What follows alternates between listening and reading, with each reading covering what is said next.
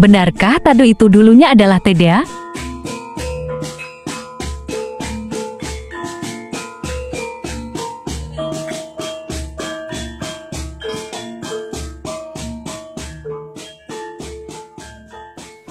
Siapapun pasti murka kalau utusannya diperhinakan. Sebagai keturunan Singosari atau Tumapel, mau tidak mau,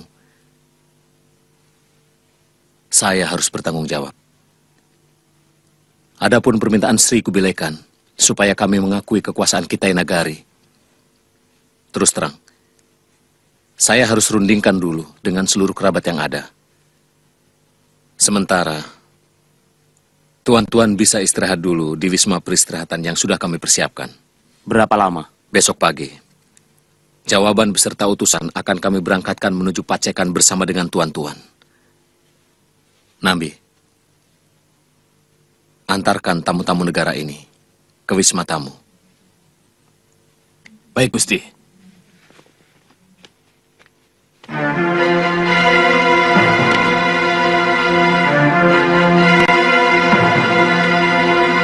Itu yang sangat penting kita rundingkan saat ini.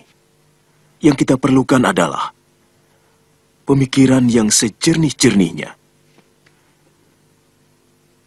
Kemarin malam, saya bersama Gusti Wijaya telah merundingkan hal ini.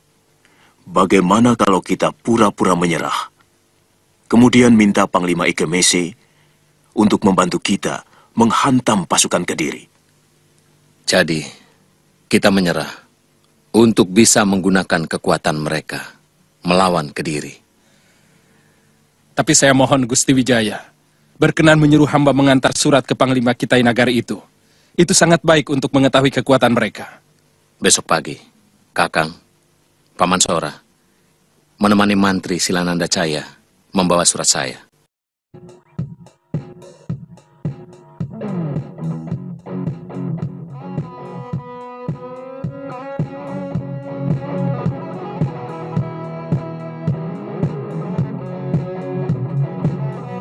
Dusun Tado terletak di Desa Singkalan, Kecamatan Balongbendo, Kabupaten Sidoarjo.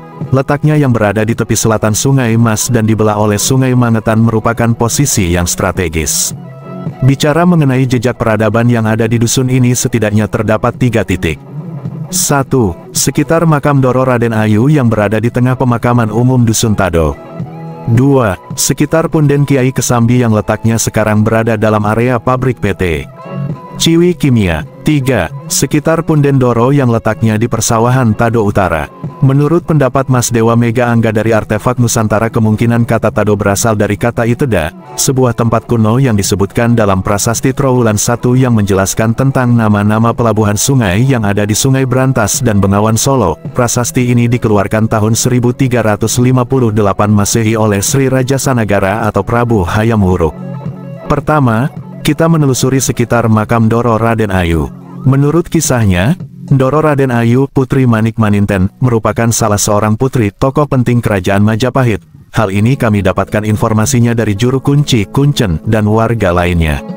Dialog dengan seorang Kuncen, almarhum Pak Syamsi. Makam Doro Raden Ayu. Sekarang ini makam Doro Raden Ayu sekeluarga berada di tengah makam Dusun Tado.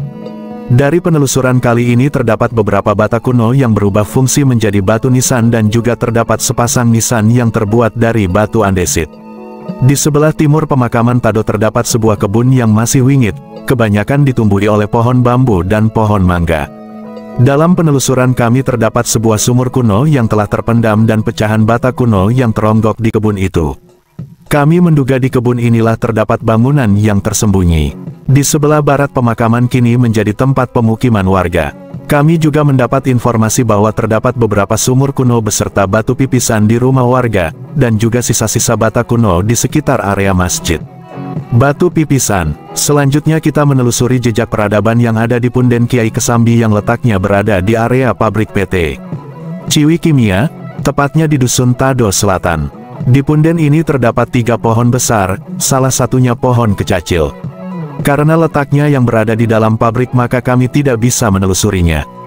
Hanya beberapa kisah yang menggambarkan di tempat itu, salah satu kisahnya bahwa tempat itu merupakan tapal batas antara Majapahit dan Kahuripan. Salah seorang warga bermimpi kalau dia pernah dipersilahkan masuk ke dalam sebuah bagian yang indah di dalam keraton, dan dalam mimpinya warga tersebut disambut barisan dayang-dayang yang berjajar, karena ketakutan warga tersebut lari dan dia terbangun dari tidurnya.